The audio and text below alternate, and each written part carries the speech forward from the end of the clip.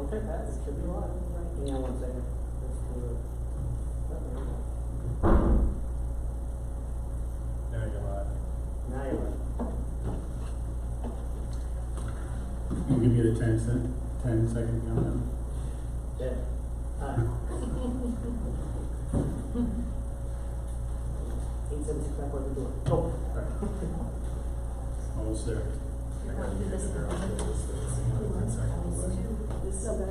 Okay.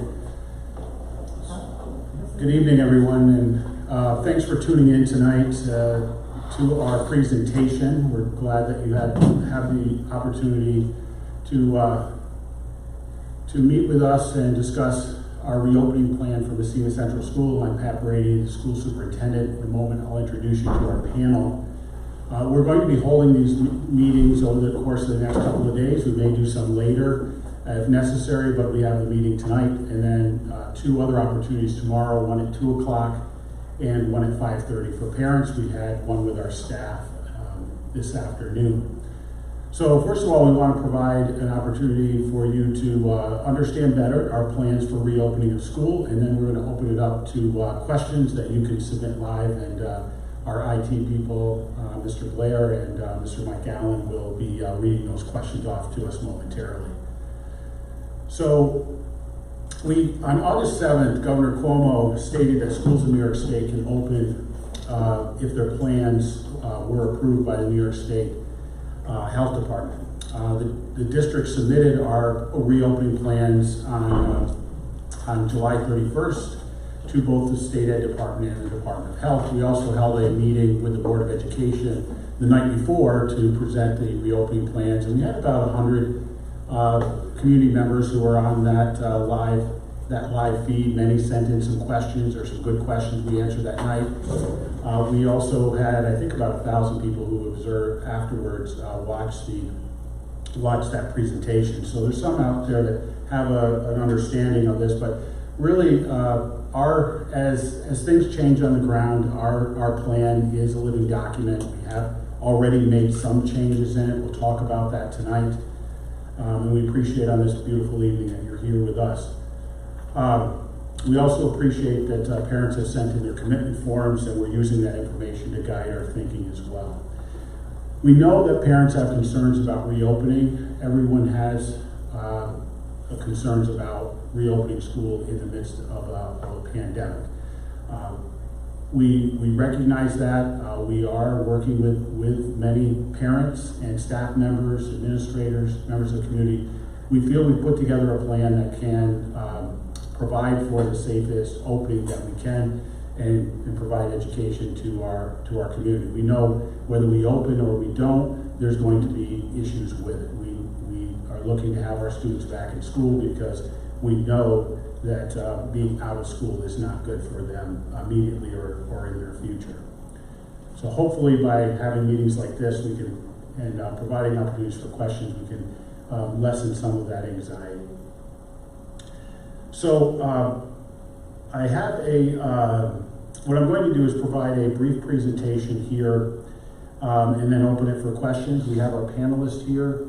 Stephanie Allen is our Director of Curriculum. Anne-Marie Miller is our head nurse, and we'll take quite a few of our health and safety questions. We also have Alan Oliver, who is our junior high principal, and he was the chair of the subcommittee for grades 7 through 12. Dwayne Richards is here. He's our Jefferson Elementary principal and also was our subcommittee chair for putting together information for the pre-K through 6 committee. Anne-Marie was the chair, along with Greg Tessier for our health and safety portion. So first of all, we want to acknowledge that starting back in March, we had to turn around our educational system very quickly. It was not easy. Our staff came together on this. They had to change the way that they did things. We learned a lot during that period. Certainly there was mistakes that were made in the process. We've learned from them. We'll implement them this year. But there were also some incredible teaching that went on and dedication that went on by our staff members during that time. So I do want to thank all of our teachers, staff, administrators, board, as well as our parents We know this has been difficult for you. I'd like to say it's going to get a lot better going forward, but until we have a vaccination, we're going to have some challenges. Our St. Lawrence Louis BOCES, the mayor and the village of Messina, Emergency Operating Council, Public Health, School Boards Association of New York, and School Superintendents of New York have all been very instrumental in helping us to develop our plans. The reason that the governor is allowing schools to reopen is because there are certain conditions for reopening. First, the local health metrics have to be at phase 4. That means that the daily infection rate is less than 5% or less over 14 days, and it can't be greater than 9% based on a 7-day period beginning August 1st. We follow and track these metrics. Currently, as of yesterday, there were 2 active cases of COVID in the county, one in Canton and one in Pierpont. And so we'll continue to follow that as well. Having equipment availability for PPE, masks, and face shields and gloves and so forth. Ability to measure local surges, screening, which we'll talk about, job-specific training, which we're doing and going to do, and communication plan. So we do have all those in place. Our plan is on the district webpage. If you go to the webpage, you'll see it's there under COVID information. We have a frequently asked questions document is there as well. And we'll be posting a lot of different information there, videos on different aspects of our plan, such as mask wearing and hand washing and others as well as before school starts. Our guiding principles through all of this as we develop a reopening plan is that we need to keep our students and staff safe. We must protect everyone's right to learn and monitor the spread of COVID and provide equal access to our students and families and have strong communication. That's why we're having this meeting tonight. It's why we continue to send out weekly newsletters through My Board Update. Principals are sending out information. We're posting things to the webpage. And also accounting for the social well-being of our students. Our operational foundations, and this is what's going to give us the best chance to keep us safe, are these foundations. If everybody follows these, we should be in good shape. If we follow the physical distancing of 6 feet, if we follow the guidelines on hand washing, hand sanitizing, face masks, and enhancing our cleaning and disinfection, then we have the best chance to be COVID-free in our school. Our key pillars, transportation on the buses, masks, facial coverings will be worn by drivers, it will be worn by students. We will be reducing ridership. We appreciate parents who said, even though our child is eligible for busing, we plan to transport our child. And the reason that's helpful to us is because we reduce the burden on the buses, and we can effectively social distance. And we're putting together a bus schedule now, and we'll modify as needed. Safety protocols, all students and staff will be required to wear masks while they are either on the bus or in the school. We will provide mask breaks during the day for students at different times, but unless authorized by an administrator or teacher, masks are to be worn at all times. And frequently hand washing, cleaning and sanitizing. As I said, we're going to be limiting non-essential people in the building. Anyone who comes in the building, there will be a screening. I'll talk about the screening procedures, and we'll provide district-wide training. In terms of physical distancing, we are measuring out and have the classrooms so that there is 6-foot distance between desks and chairs. In our phys ed and music classes, we need 12 feet, so we're aware of that. So we're also configuring and putting signs in our hallways so that they know what is the traffic flow in the hallways, much like you see when you go into the supermarket or other stores. They're going to be very similar. And then learning, I'll get into the 3 models, in-person, hybrid, and online, that we've put into place. And the reason for that is to ensure that we are able to follow the guidelines on social distancing, and also take into consideration about 24% of you who had said you're not comfortable at this time sending your children back to school and would like to have them remote learning. And we know that many of our students will have some issues with anxiety, depression as a result of this. Some had them before. This has only probably made that worse, and we do have plans for that as well. So that's our key pillars as we go forward. Now, so in developing this plan, we had 5 subcommittees. I mentioned a couple of those, and you can see them on the screen: health and safety, teaching and learning, social emotional learning, mental health, and transportation, food service, and athletics. And what these groups did, and they were chaired by different people, and they were made up of parents and community members and counselors and teachers and administrators, etc. They helped to research and develop the plan that you now see that we have to open schools. So we've had our main reopening committee that's been meeting for some time. We in fact met for 3 hours this morning. We continue to meet. We continue to meet in other subcommittees. And now we're focusing a lot on the building level. Now that we have the plan in place, we have to start implementing that at the building level, and the principals and supervisors are taking on an even more active role. Screening. So what we're planning to do with screening, meaning students coming to school and staff coming to school, is we are going to have an app that parents and staff can access. It will ask some questions, and they're to access it every morning. If someone doesn't have access to the app, they can do it by paper, but we will need parents to pre-screen their children each morning. And they'll need to do a temperature check. And these are the types of questions, or they are the questions that will be on the screening. Are they symptom-free from COVID? Is their temperature less than 100? Have they, that you've not been knowingly in close or proximate contact in the past 14 days with anybody who's tested positive for COVID through a diagnostic test, or had symptoms of COVID, that the student has not tested positive, and that they have not traveled to one of those states that are on the list of New York states and not to travel to under the state travel advisory. So that will be the first step, is that pre-screening. And when parents do that, in the app, our nurses can see if anybody has answered yes to those questions, then they will be flagged. If they shouldn't come to school at all, but if they do answer yes and do come to school, then they will be flagged by the nurse. And once the students get to school, we'll have a second screening. We are setting up screeners for temperature checks in the school. So there's that second step as students come to school, and employees as well will have to be temperature screened every day that they come in. It's going to take a little time, it's going to take a little patience, but we feel this 2-step process is the best.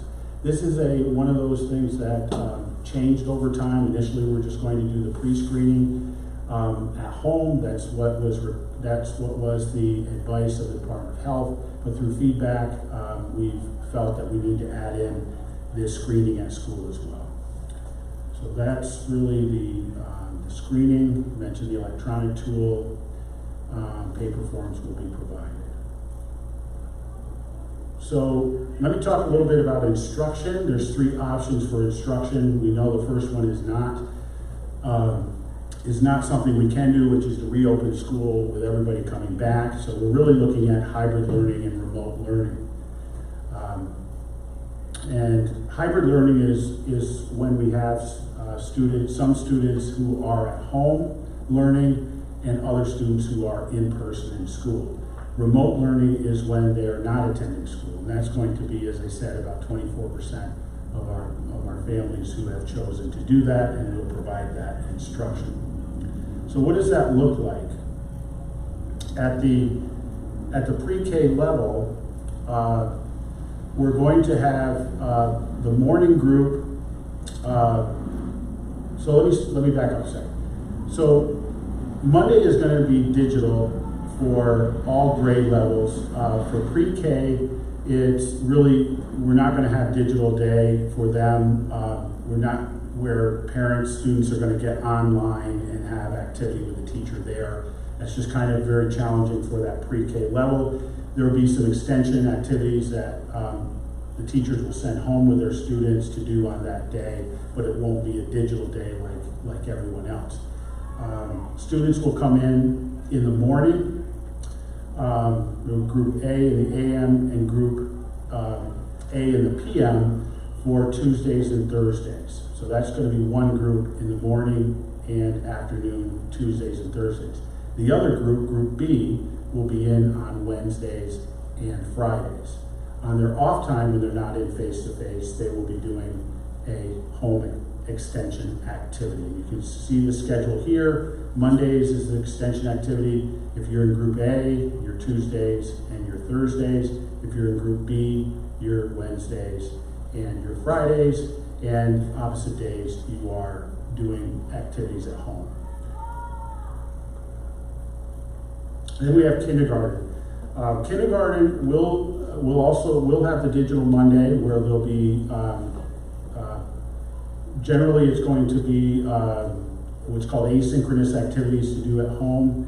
Those are activities that are set up by the teacher for them to do online. But from Tuesday through Friday, they will be there half day. So we'll have a Group A in the morning and a Group B in the afternoon. Much like a kind of a usual pre-K classroom where you have a morning pre-K and an afternoon pre-K, we will have half-day kindergarten this year. Again, the reason for that is to be able to social distance students, to keep them safe. It's also to be able to provide time for our staff to clean. Then we have grades 1 through 2. Grades 1 through 2 will have the digital Monday where they'll be learning from home. And Tuesday through Friday, grades 1 and 2 will be in school every day, Tuesdays through Friday. There's enough parents who've chosen to keep their children home at that grade level, and we've been able to repurpose some staff that allows us to have any student who family wants their first grader or second grader to be in school, will be in school on Tuesdays through Fridays. And then grades 3 through 12, they also have the digital Monday, and then they will be on an A-B schedule. So if you are an A student, and that will generally be divided up by alphabet, so we can keep families together for the most part. And we're still working on what, it's going to be A through maybe L. We're still working on what that sweet spot is, so when we have half in A and half in B. But by alphabet, A students will be face-to-face. That's what that means. They have to have face-to-face in school on Tuesdays and Thursdays. And on Wednesdays and Fridays, they will be learning from home. And that will be online with a teacher, either synchronously, where they're tuning right into that class, depending on the grade level, or it may be that the teacher comes on and gives them some activities to do on their digital day. Now those B students will be, their days for coming into school face-to-face will be Wednesdays and Fridays, and generally that's going to be the second half of the alphabet. But again, we're trying to keep families together. If we know that there's some families that their siblings don't have the last name and they may be in different parts of the alphabet, we'll work with you you let us know, we'll work with you to try to ensure that your students are in school on the same day. And then for more of our complex needs students, this will be many of our special education students, some of our students who struggle with reading and math, and maybe even some who don't have access to home, remote, good access to internet. They would be in every day, face-to-face. So and then we have remote instruction. This is for families that have chosen not to send their children to school at that time, which we understand every family has to make their own decisions here. That instruction, depending on the grade level, may be at the elementary. It may be that you have one teacher that's assigned to that grade level that's going to provide that remote instruction to them. It may also be that there's a teacher who, at the secondary level, 7 through 12, who may be assigned, their social studies teacher may have a class period where they're assigned to do the remote learning. That also will follow a digital day AB hybrid schedule. Just a few more, and then we'll open it up for questions. Special services. For students that are in our BOCES program, the largest group that tend to go to Potsdam as the host site, we'll be transporting them there 5 days a week. Also, our Seaway Tech students, our high school juniors and seniors, they also will be going 5 days a week to the BOCES. When they're here, it'll be 4 days a week, but when they'll be going to, the Tuesday to Friday, but 5 days a week to BOCES, Seaway Tech. I mentioned our self-contained special education students. If they are district level students, they will be there every day for Tuesday through Friday. And we will provide related services, speech, counseling, OT, PT. We'll continue to receive those services on some days remotely. Okay. So social emotional learning, I mentioned. Many of our students and some of our staff, this has been very difficult for people. There's anxiety for many. They faced many challenges, including some very personal ones.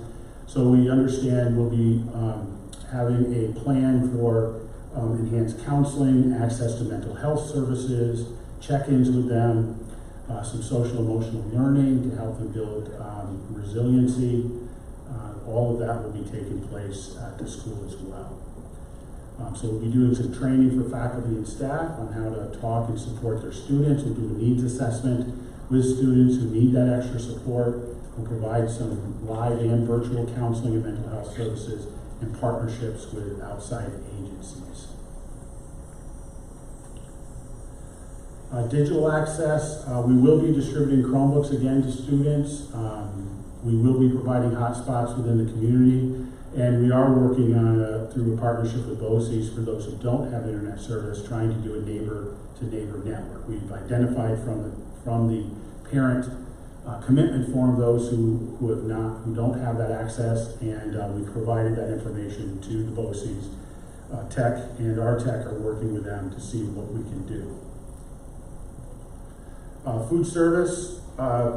We will provide meals in school. Mostly will be a grab and go. There will be hot meals as well as cold meals, mostly eaten in the classroom because of social distancing. But we will also be providing meal packs on Mondays to families that are remote learning, as well as those who are remote learning on the hybrid schedule. The difference, though, from what we've been doing since March is that we no longer have a waiver with the USDA that allows us to simply provide those meals without generally knowing who is getting them, as we have been doing. We will have to have names, know that they received free and reduced lunch to get the free and reduced lunch. If they aren't on the list for free and reduced lunch, then they will, the students will have to pay for those meals that we provide for them to take home. That's under the USDA. Athletics, nothing much has changed there since the last time we presented. There is September 21st, to the state is to make a decision on fall sports. Championships, unfortunately, have been canceled at the state and the regional level, and our Section 10 will adapt to the schedule as it comes out. There may be, tentatively, they've talked if there isn't a fall sports, they're going to try to have shorter seasons, but try to get all of them in starting in January. I'm hopeful. I know our athletes out there really want to play, and our community wants them to play. But we do have to follow the state guidelines and keep them safe. So we're hoping for some change there. Facilities, we continue to work on a wide variety of items there. We've purchased a lot of masks and facials, as I said. We're going to have hand sanitizers in all the common areas. We're going to have hand sanitizers in all the classrooms. We're going to have signs up encouraging people to wash their hands, telling them where to go, and through our changes this is what we're doing for facilities. We're installing barriers in certain places, high traffic areas around clerical stations like the main offices. We'll have the shields up. Around the cashiers, we'll have the shields up for them. We're going to replace the drinking fountains will be just our hydration stations now. We're putting in air filters and trying to increase our airflow in the classrooms. And we'll have an isolation room for anyone who is sick. And finally, our next steps. Our reopening committee is continuing to meet. We're continuing to develop our plans to safely reopen school. We'll continue to communicate with the community through a variety of ways, prepare our classrooms, have these virtual discussions. We've added a couple of conference days to the schedule. We will have 4 days of training at the beginning of the school year, and school will begin for students on the 8th. Now, Anne Marie, I'm going to turn to you for a second before we get to the questions, because one of the things on people's mind is always going to be, what happens if someone comes down with symptoms of COVID? What do we do? A staff member or student who presents in the nurse's office with what they perceive as symptoms of COVID would be assessed by the registered nurse in the school. If the registered nurse determined that they were having symptoms of COVID-19, they would be removed from the nurse's office and placed in an isolation room. A surgical mask would be placed on them if they have a cloth mask on, and then the parent would be contacted. Department of Health guidelines and state education guidelines at this point say that if we are sending a staff member or a student home with symptoms of COVID-19, that they must have a COVID test to return to school. Thank you. So, we're open for questions. Mike, got any flying out there? Yeah, we got about 76 people watching right now, and we have a handful of questions. Okay. Full IB students, is it possible for them to attend 4 days per week? Curriculum is rigorous, and they need direct instruction. It should be a priority for our college credit course learners. Okay. I don't know, Mrs. Boyce, you're here too? At this time, the discussion is that they would also attend an AB schedule. Mrs. Normile has extra time in her schedule because she is the IB coordinator.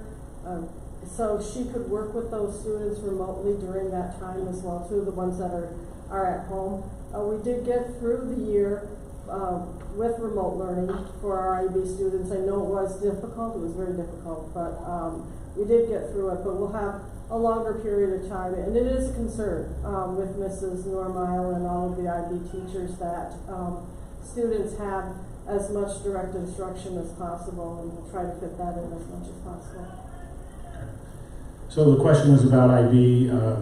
If you didn't hear that, Mrs. Boyce had stated that they will follow the AB schedule, but the coordinator will spend time with those students.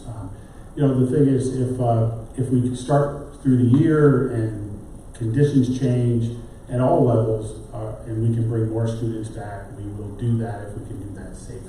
We understand that this has been a challenge for the IB, but for social distancing, we have to AB schedule all of our students. The next one pertains to IB as well. It says IB is very small class size. Could IB teachers rotate into IB classroom? As a parent with a college-bound student, senior, I'm concerned about the integrity of the program in this future. I'm not understanding it. Rotate through the teachers move to the They classroom want to know rather than the if students? teachers can move to rotate to the classroom rather than the students. That isn't possible because our IB teachers have other classes as well. So say like Mrs. Boyce, I think what I'll have you do is, since we're getting some high school IB questions, there may be some other ones. I have a mic here. Okay. If you want to put your mask on and come up. I don't know. Okay. Well, don't come up then. Okay. Do I cover my face?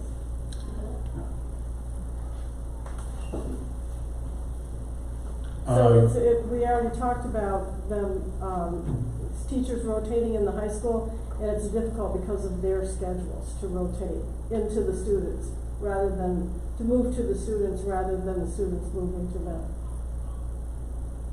So that is a challenge to do. Why don't we park that question for now?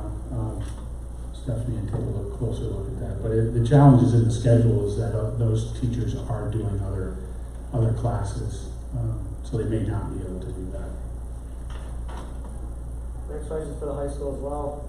My daughter is a senior. How will she get to BOCES in the morning? And also is IEP. Will she go to school 5 days a week? So we will provide transportation to our students who are going to Seaway Tech. There will be protocols for that, so they will come to school and they will get on a bus, social distance, and they will go to Seaway Tech. If they are a student who has an IEP, there will be some students, we'll be looking at this, who will be coming 4 days a week for in-person instruction here at Messina, 5 days a week at Seaway Tech. But most of our students are going to be doing the A-B schedule for any classes that they have in the high school building, but going to BOCES 5 days a week. Is the remote learning for grade 2 students going to have scheduled time that students need to be available, or will it be recorded for parents that work during the day that need to teach at night? This is the second grade? Second grade. Dwayne, you want to grab that question? Okay, so in the plan and going through this to the committee, we wanted to prioritize grades 1 and 2 because those are the crucial foundational years of literacy. So that's why we made sure that grades 1 and 2, those students had the option of attending Tuesday, Wednesday, Thursday, Friday, making the student-teacher ratio small, kind of dream-sized classes for that age level. What we found with emergency remote instruction for those grade levels. And we know that it's difficult for the younger students to get online. That's why we prioritized bringing back our grades 1 and 2 students. But what we found in emergency remote instruction that we did in March was if the student or teachers are not interacting face to face, that's called synchronous teaching. If they're not interacting live with students face to face, there's a lot that's lost in the instruction. We really need that interaction, the give and take. So that's why there will be, we have an assigned teacher at grades 1 and 2 that will be teaching remotely. Their responsibility, their job will be to teach those remote students, but they're going to be interacting on a very similar schedule as the face-to-face students. There's just so much important things to cover that a video that is done later on in the day is not going to suffice. So it's not to say though that first or second grade student would be behind their computer from 8:20 in the morning to 3 o'clock at night. The teacher, of course, the students that are face-to-face are going to have a special, they're going to have recess and lunch and those kinds of breaks. They'll also have mask breaks.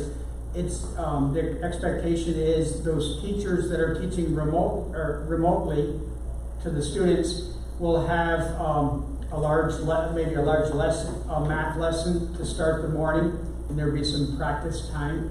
There would be a large ELA lesson to follow with all students actively engaged, and then that teacher would periodically throughout the day meet with smaller groups. So it's going to be it's much different, and it's important that parents understand there's a difference between that emergency remote instruction that we did when we were forced to do it in March and the lessons learned that it has to be synchronous. The teacher has to work with that student. Now, that being said, it would be less dependent on a parent to do that instruction because it is going to be led by a classroom teacher, so that maybe some consolation would be that there just needs to be that person, that the caregiver or care provider, to make sure that student is logged on, and then the teacher will do the rest of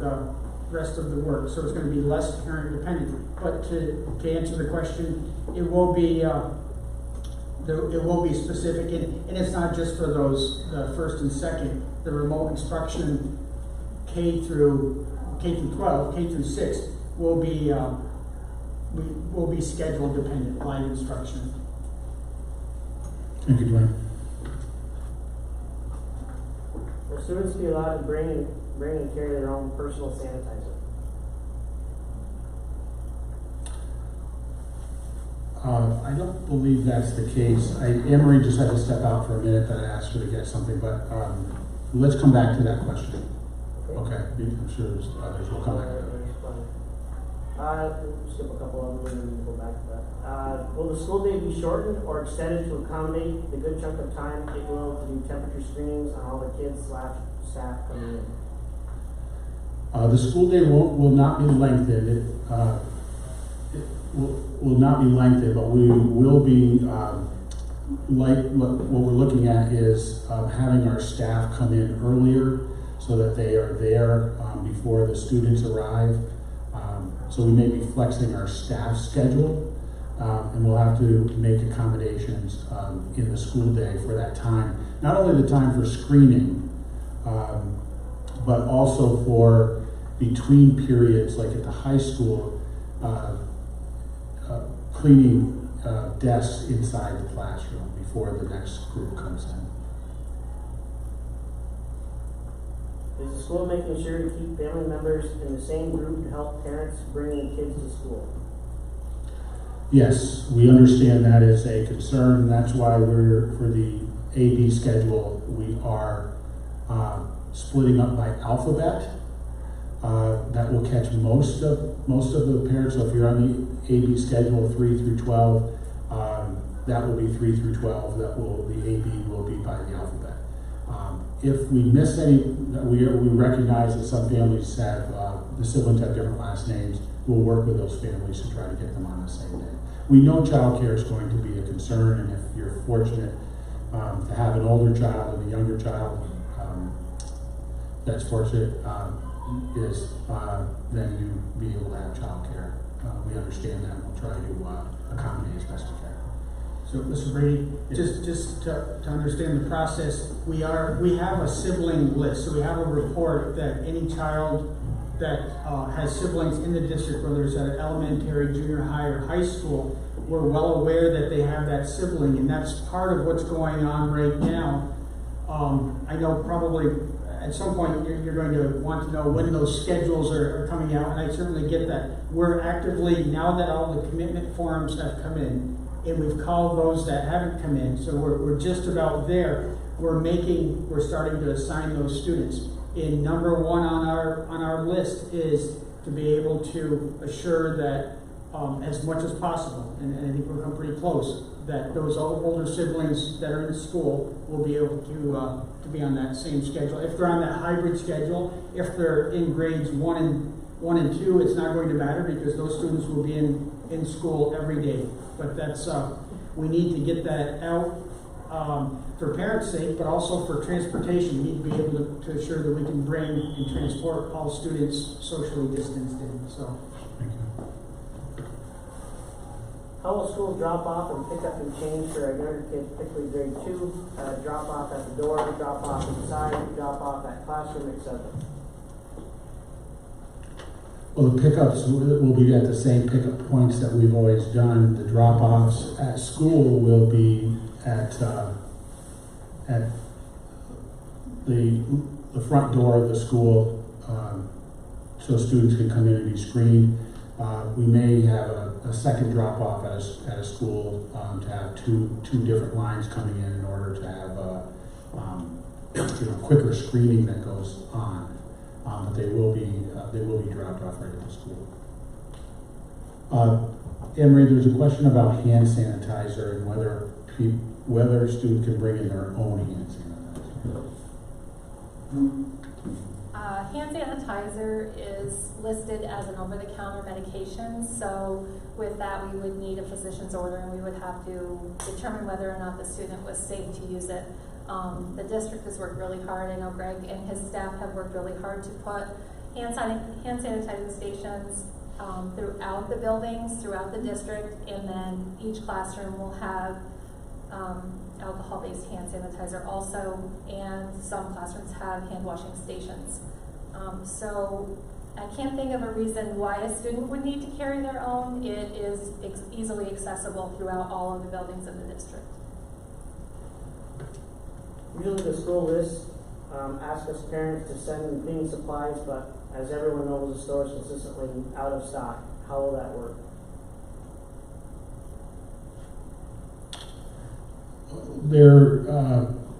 There still will be class lists. We are doing the Ready for School and getting donations for families for class supplies. I don't know. I guess I'm not sure about the lack of supply. Maybe they know more than I do. I don't know if you guys have seen that there's a supply problem of school supplies. I think the question is speaking to cleaning supplies, and I might be able to respond to that. Okay. Oftentimes, and I can speak for the elementary level, oftentimes a teacher will put on their supply list at the bottom optional items if you want to, and it's always been optional, if you'd like to send in a box of weights or something like that. We've discouraged that, knowing that there is going to be a shortage, and also knowing that there's the extra sanitizer that's going to be readily available around the school and in the classroom. So I get it but it's always been an optional thing. It's kind of like a box of Kleenexes that have been an optional supply to bring into the classroom. Thank you. When do or how do we get our child scheduled for the elementary school? Question is getting the child scheduled for the elementary school. I'll turn that one back to you, John. Yep. So, and we had that question earlier today. I feel like we finally reached a milestone with the whole scheduling process, because we really could not do anything until we got that final commitment, so we know who is coming in the door and who's going to be remotely, because all schedules were null and void, because we have to have a teacher that's going to be designated remote, so their original students had to be shifted to the other teacher, or at the first and second grade level, other teachers. We've at Jefferson, we've had 2 additional teachers at those grade levels.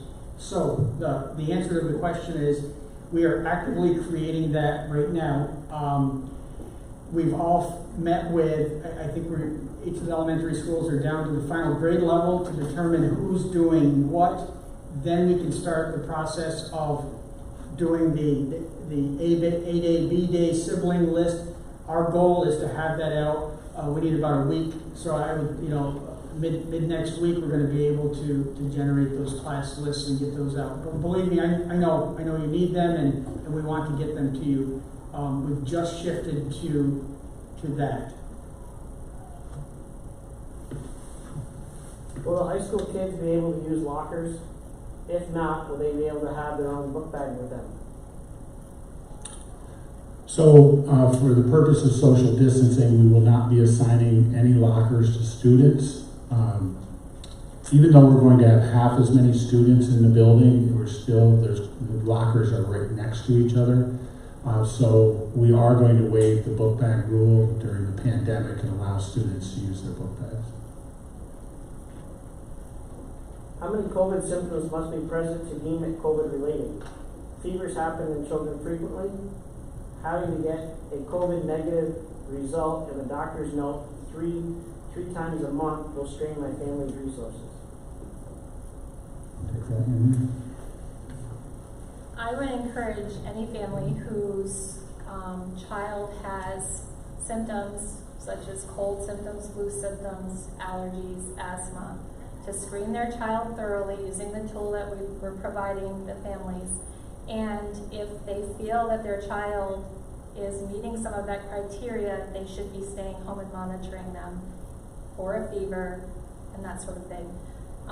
As far as screening kids in the health offices, I will be working extensively with the nurses in the 4 days of PD to talk about the different decision tools we have, the different decision trees we have, whether or not there are pre-existing conditions with the student, to determine whether that child meets COVID-19 criteria. Every child is different, and we're going to treat every child as such. I would encourage families at this point, if we aren't aware of conditions that your child has, to make sure you fill out the health update form that's going to be coming home in the next week or so, and get that information to us so we have all of that information when we are seeing your child and we can assess them completely. And we will be working with parents also. What about kids with asthma that have recurring cough issues or have issues wearing a mask all day? Will they just continually be in the nurse's office or sent home? So when we talk about asthma, asthma is not a reason not to wear a mask, but when you look at some of the surrounding issues with asthma, so a child who has severe asthma, they may have difficulty wearing a mask. I would encourage families to reach out to the medical provider and have that discussion with their doctor. And then if the doctor and the family feel that it's safe for the child to be in school, then they need to have a conversation with the administrator and the health office personnel so that we can come up with a plan that puts that child in the safest position possible here at school. You want to say the question again, Mike? And I know there was another part to it. Sure. Says, what about the kids with asthma that have recurring cough issues or have issues wearing a mask all day? Will they just continue to be in the nurse's office or sent home? So again, with a recurring cough, most asthmatics have a baseline. And so if that's the child's baseline, the school nurse would probably be aware of that. The parent should, if it's new information for the nurse, should touch base with the nurse and let them know that, so that we have that information when we're having that visit with the child. Another part that we can add to that, because it probably will come up later, if they have, the concern about wearing the mask all day long, it needs to be noted, even though as per recommendations, the students will be wearing the masks the majority of the day, and especially the younger students who we're going to have to transition in, even though we're hoping that the parents can help by the practicing of wearing masks right now to get into the habit, maybe while they're watching TV or something like that, when their attention is diverted.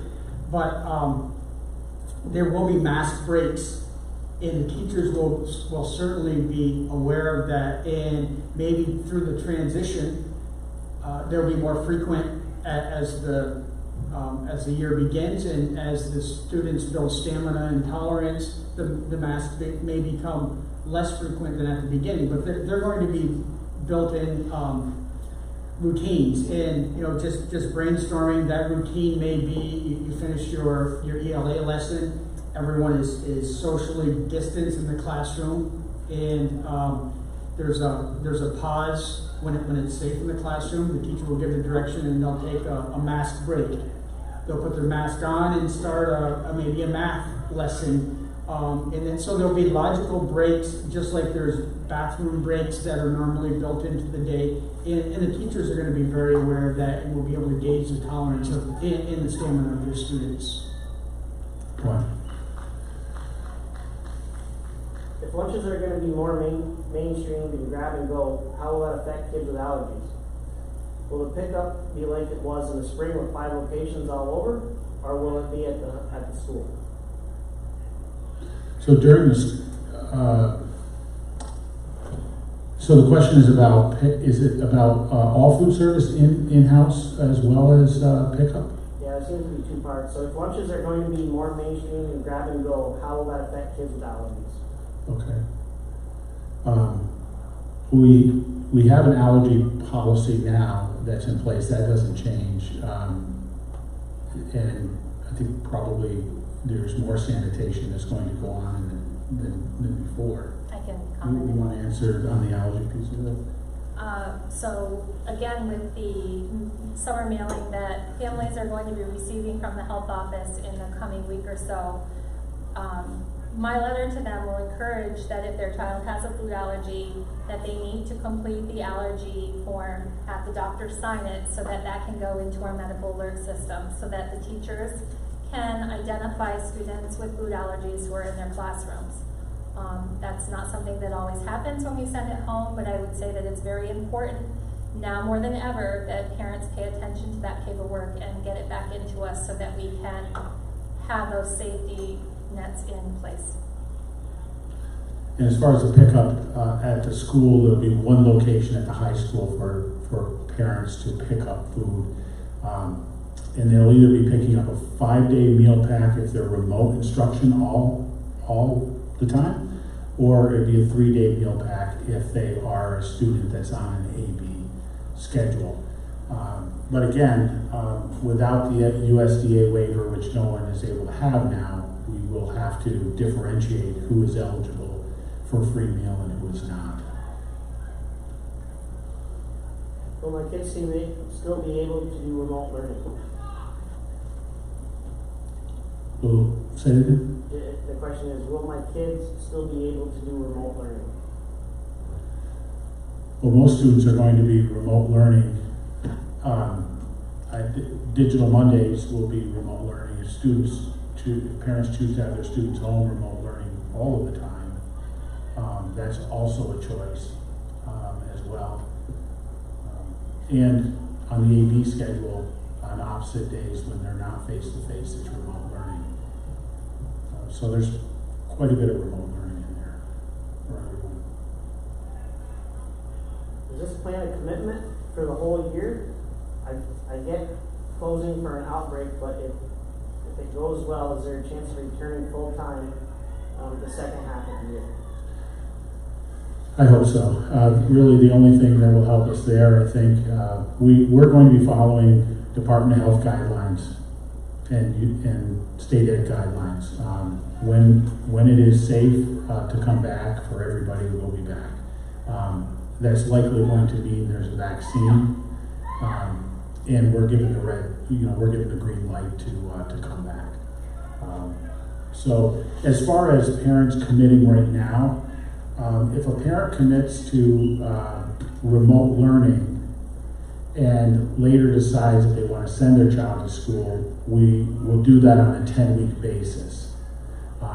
If they are starting out remote, want to come back, that's on a 10-week basis. We have to do that in order to be able to plan for our classes and properly social distance. However, if a family is currently having their child coming in and doing face-to-face learning and decide that they want to go all remote, we will allow that at any time. Can high school students in a reading science class with a lab be able to select remote learning? Yes. Science labs will be done partly remote and partly face-to-face. And it'll be up to, those labs are required, but it will be up to the teacher to decide who, if the child has fulfilled the requirements of the lab, whether it is virtual or whether it is remote or whether it's in person. So the answer to that question is yes. Will all extracurricular events be canceled for now, like homecoming, honor society, introductions, etc.? Yes. For now, any of those activities that bring large groups of people together, we would not be allowed to do that under the guidelines. So those types of events, we won't be able to do at this time. A lot of those are in the spring, later in the year. Hopefully we'll be able to do that by then. Other extracurricular activities like clubs and so forth, there may be, we've decided to take that on a case-by-case basis after the school year opens, because they're going to need to be done virtually, and we need to talk to the advisors of those clubs to see what they can do in terms of holding those activities virtually. The honor societies, we would be able to do those virtually, those events. So we'd still be able to hold those. You'd still be able to hold an honor society induction? Correct. Virtually? Yes. What is the plan for handling density issues regarding the bathroom usage in the high school?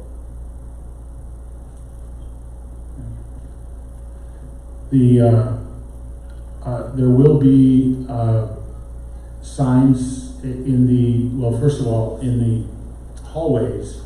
There will be people in the hallways to monitor, to keep students socially distanced, make sure that their masks are on. We're also going to limit the number of students who can be going into the bathrooms at any one time so that they can remain socially distant. How will band work when the students have to remove their masks to play their instruments? Will there even be band this year? Anybody want to take the band question? We're still working on the logistics for the large group ensembles and music. We know that bringing them together would require 144 square foot per student in the room for chorus and for band. And I'll speak just the tiniest bit for the high school. I know that they're looking into maybe using the auditorium a little bit for chorus. At the junior high school, it's a bigger issue because we don't have a large space. I think the idea is to keep it going and know that music has standards other than performance they're looking at, and potentially to focus more of our effort on the non-performance based standards until we're loosened up a little bit and we can bring the band and orchestra back together again. So you're talking about lessons and smaller groups coming together rather than the large group? That's absolutely correct. Small groups, ensembles, and working on other things other than large group performance. And that's the plan for the elementary, because obviously the elementary feeds the junior high and the high school. Even though we will not, the larger performances would be not feasible, we're still going to continue with Mr. Schneider and Mr. Prati giving the smaller group lessons at the 5th and 6th grade level.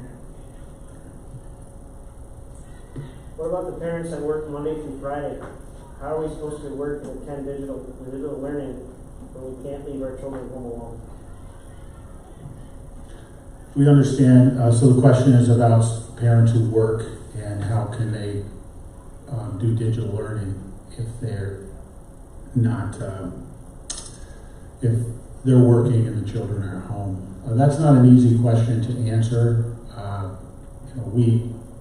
This isn't a plan that we want to do. It's a plan that we have to do based on the Department of Health guidelines. So it's going to have to be a individual parent decision making. We are trying to keep, as we said before, families coming on the same day. So if there are older siblings, they can take care of the younger siblings. But we recognize that's going to be a challenge for many. In the light of the public health concerns, will you be relaxing the previous formal district focus on attendance that may encourage those feeling unwell to come in? So the question is on the attendance policy, and will we be relaxing that? So we're still all of the requirements from us from the federal government and the state government are still in place. And that includes Regents exams, 3 through 8 exams. It also includes chronic absenteeism when we have students that are absent. What I can say is this. If the student is sick, they need to stay home. They need to stay home. If the student is not sick, they need to be in school. And I guess that's whether we have COVID or we don't have COVID. We will be taking attendance, whether their student is on a digital day, fully remote, and of course in person. We will need to take attendance by when they log in or if they're in front of us. So our attendance policy still stands. We do take that seriously, but again, if they're sick, they should stay home. Please share the reasoning behind the decision not to require diagnostic pre-testing for faculty, staff, and students. Okay. You want to touch that one, or you want me to? I can start. Okay, go ahead. I would say that a COVID test is only as good as the minute that you're being swabbed for it, and within an hour or 2 hours, you could have been exposed to COVID-19 without knowing it and become a carrier or become symptomatic within a couple of days. The guidance does not require us to test. I feel it would have been a hardship on a lot of people in our district to have a district-wide testing. And we have the screening questionnaire and the temperature kiosks, and those are going to be our best line of defense versus a pre-entry test. Thank you. I think there was some confusion on this with the governor's statement a couple of weeks ago that schools need to be prepared with the testing. We're an educational institution. We're not a public health institution. We are not authorized to do COVID testing here. We're not set up to do COVID testing. And that would go for any school probably in the state. We are partnering with medical providers and public health to do that testing. And as Anne Marie said, that's where they come in, and that's on a case-by-case basis because they just don't have, they wouldn't have the ability really beyond the fact that it would only be have veracity for a little while after they took the test. I'm not sure they have the ability here in this county to provide that many tests and get them back in a timely manner. I think one of the things we concern ourselves with is if a student does have symptoms, how quick are we going to get the tests back for just those individual situations? Will students need to clean their desks, lab equipment, etc. upon arrival in each classroom in the high school, basically junior high and elementary schools? Question is, are students cleaning equipment? Well, I think the guidance is pretty clear on that the students cannot be cleaning anything with the materials that we'll need to use to keep the room sanitized. That will fall down to district maintenance staff, and we'll probably need some help from our teacher staff and our aide staff on that question as well. But students will not be expected to clean, I believe, at any level, correct? You know, not only can they not clean, they can't be in the room while we're cleaning under the guidelines.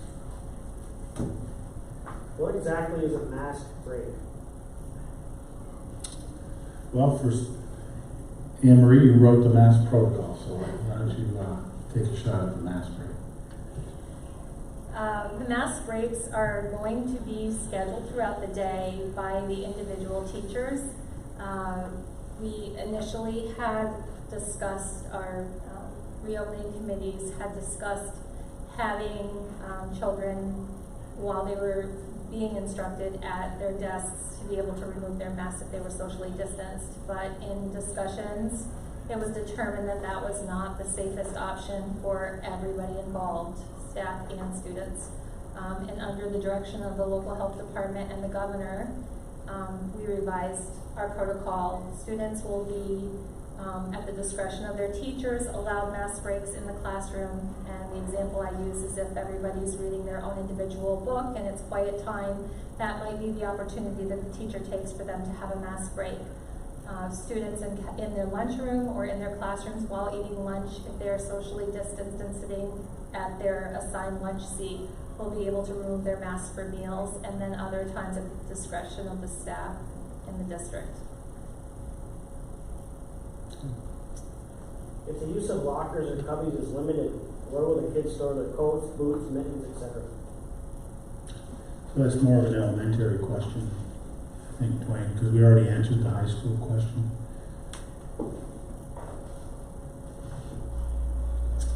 I don't know if we fully have that in the plan. It's certainly something that we have to take a look at. What I do know, though, in the majority of the elementary classrooms, it's much more controllable by the cubby area is much more controllable by the teacher as opposed to, you know, the students out in the school somewhere at their lockers. So that's one of the pieces that we'll have to put together. More to come on that, so park that question, get more, develop that one a little more.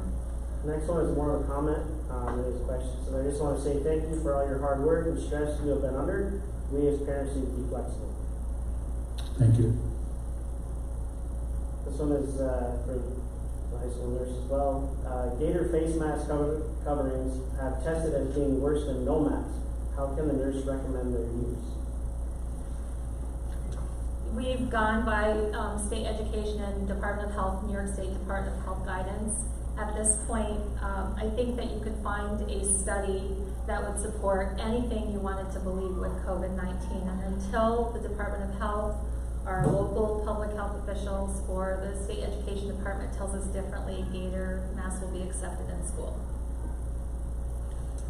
What if a doctor states it is a cold or allergies cleared by their pediatrician? Again.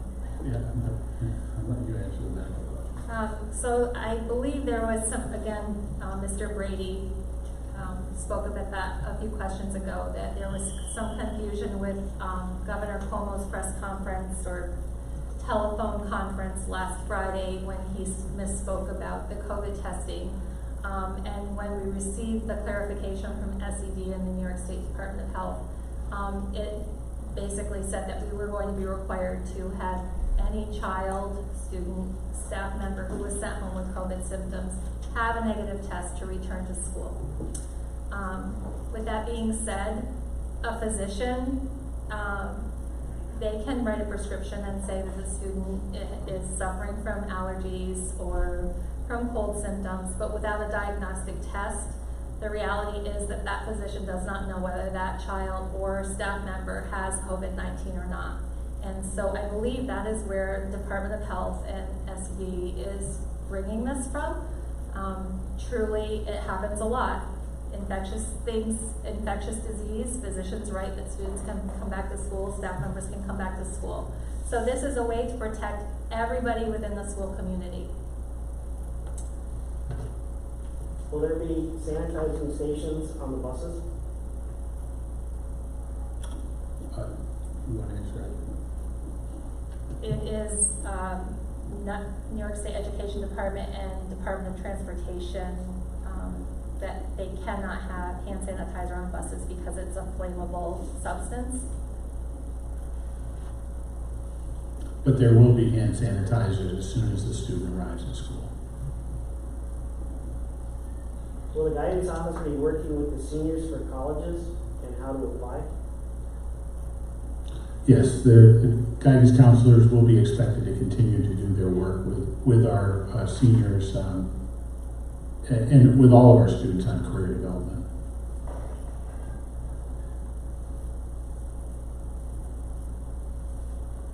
This is just another statement. So it's safe to wear a mask in a restaurant and then have a mask removed if seated but not in a classroom with limited children with social distancing for kindergarten classrooms for 4 hours.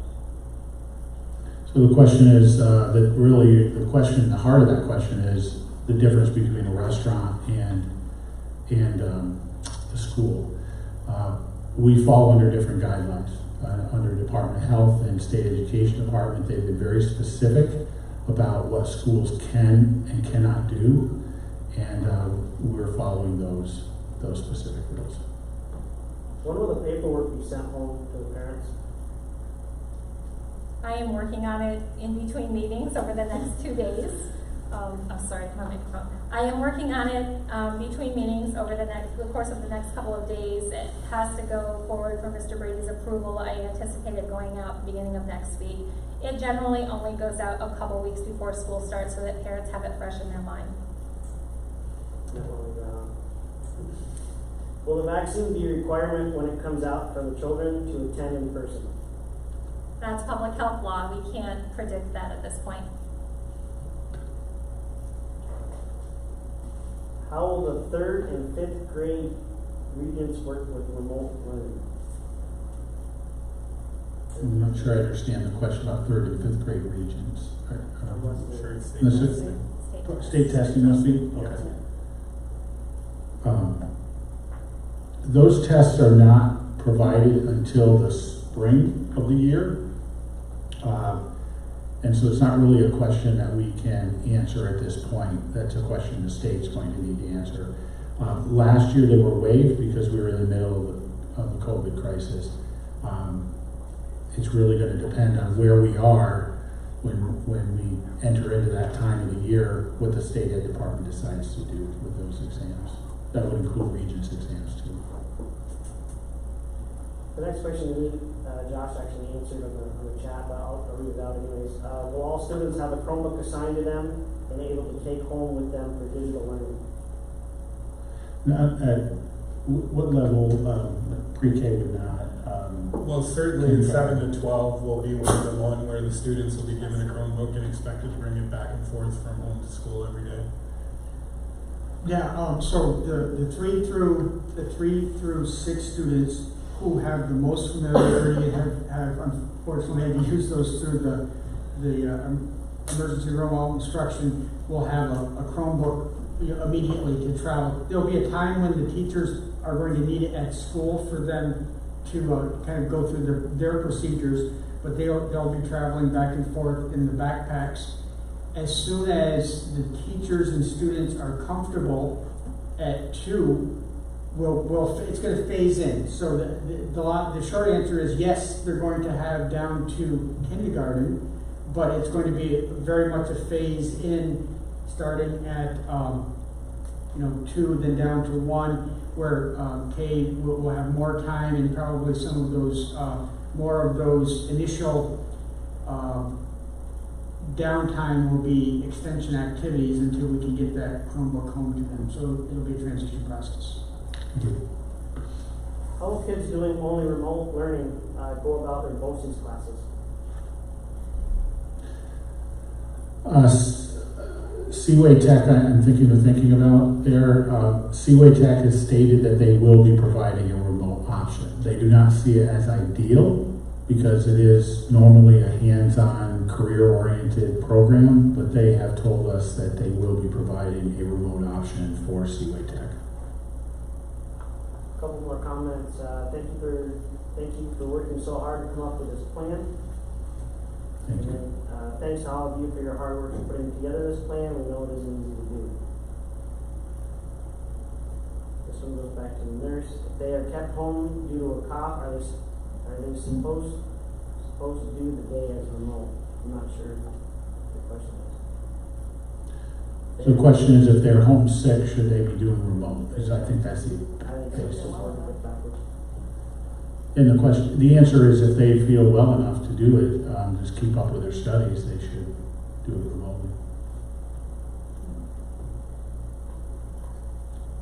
Okay. How are first graders expected to keep masks on properly when adults are not able to do it?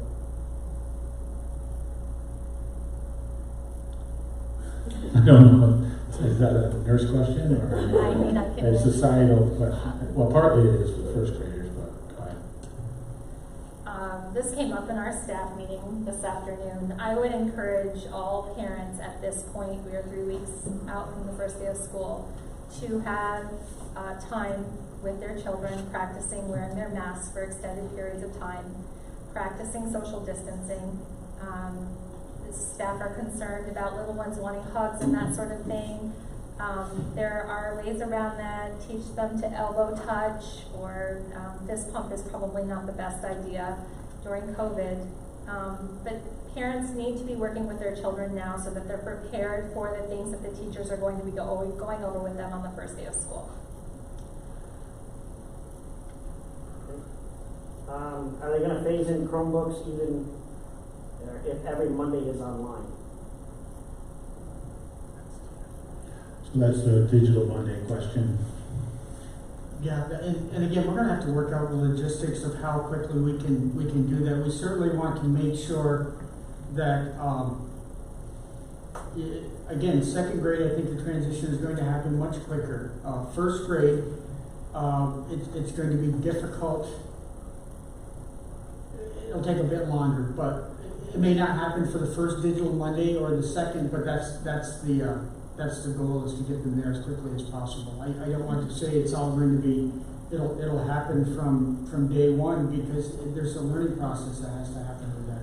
So I guess the follow-up question would be, what do they do on digital day if they don't have the Chromebook? Right, so in a case like that, there'd be those extension activities that the teacher, it could be a decodable book. I mean, not everything has to be online on that Digital Monday. There could be some other things and activities that they would be bringing back with them, when they return to school to prove or produce what they've done on that day. It's certainly not going to be a lost day or a vacation day, but there's other things that can happen until we can get that, until the teachers are comfortable with the students. And we underestimate our students' abilities. So I think the second grade is going to turn around very quickly. First grade may take a bit longer. And students participating remotely, will they still be counted absent? I think think that one through. If they're supposed to be in face-to-face that day and they stay home and they do it remotely. I read this question ahead of you, and I think it needs to go in our parking lot of things Okay. we need to look at. Certainly considering how our attendance policy works in light of a pandemic is something we need to do some more thinking about. Right.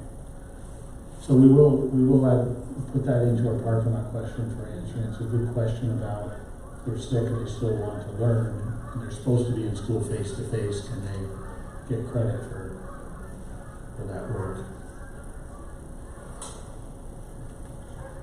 Certainly if it's a synchronous classroom, it probably would be easier maybe. Yeah, the idea of, at least at the secondary level, you'll be assigned to a remote class, so just joining one isn't as easy as all that. Okay. You'd have to already be a member of it, so Gotcha. Okay. it'll be interesting to figure out. Our kids That's a that are good doing, oops, sorry, go ahead. No, that's a good question. Our kids that are doing remote learning from Messina still able to attend Seaway Tech face to face? Yes. The answer to that is yes. Will they, actually the same person, and will they be offered the option to drive there themselves or have their parent bring them to avoid the bus situation? Yeah, we've It'll be on a monthly basis. They have to apply, and it'll be on a monthly basis. Okay. So Seaway Tech, we've had some conversation with them about students driving, and there is an application for that, and it will be, those decisions will be made month per month. But there will be, for the most part, there's going to be an opportunity for driving to Seaway Tech. Will there be a morning program and or latchkey? So we're looking at more we're looking at latchkey and still providing latchkey for parents in the morning. Yes, we are looking at that right now. We don't have a final decision on it, but we are looking at providing if we can provide latchkey. This question is for first grade. First grade are they counted as absent? Are they counted as absent? Just back this one. If they don't have a Chromebook on digital days.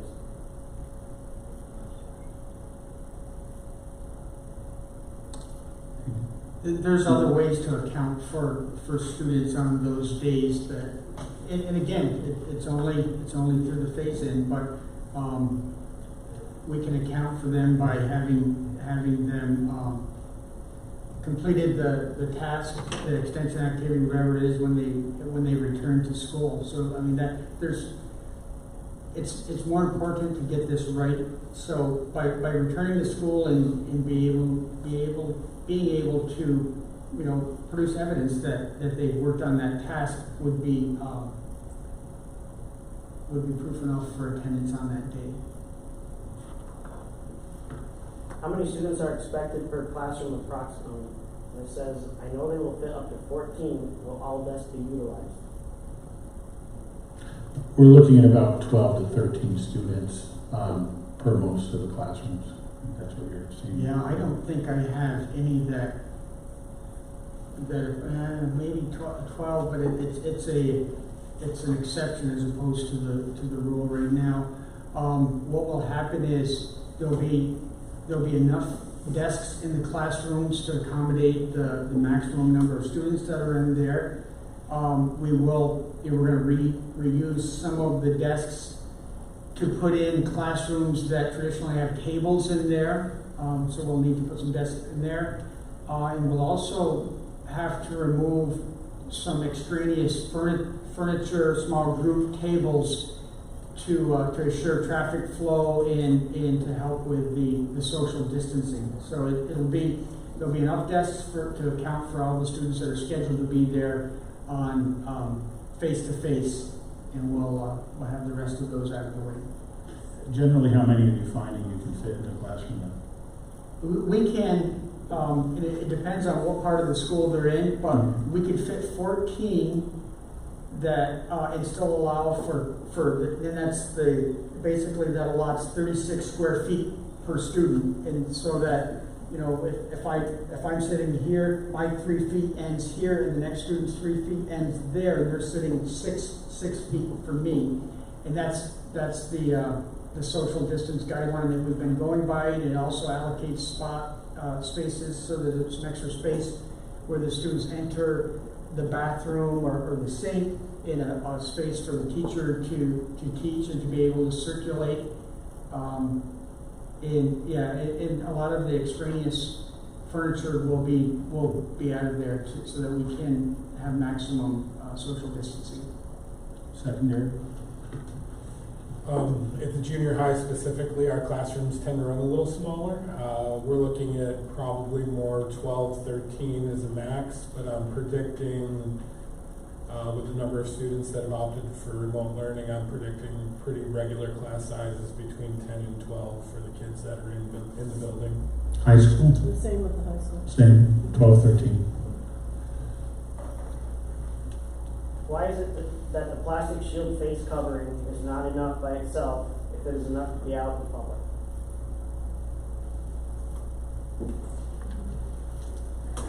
The New York State Department of Health and the State Education Department have said that face shields are not to replace face masks in schools. From an infection control standpoint, a face mask to be effective has to hug the nose, hug the cheeks, and hug the chin. When you put a face shield on, clearly that does not do that. So the face covering is to protect the person next to me if I am a carrier. A face shield really effectively does not do that. And that's the last one. Last one?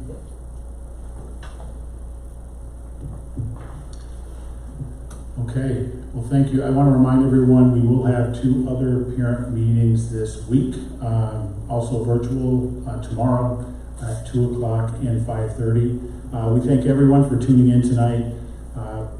Obviously, this is a very challenging time for everyone and for here in the scene in our community, in our school. We want to keep the communication going. As you can see, we have a lot of plans in place. Some of these areas we're continuing to develop as we open school. You're going to be seeing a lot more information coming home, more papers coming home for you in the next couple of weeks. And certainly reach out to our buildings, our building administrators, if you have specific questions about what's going on in terms of scheduling and programs within the school. So thank you very much. Have a good night.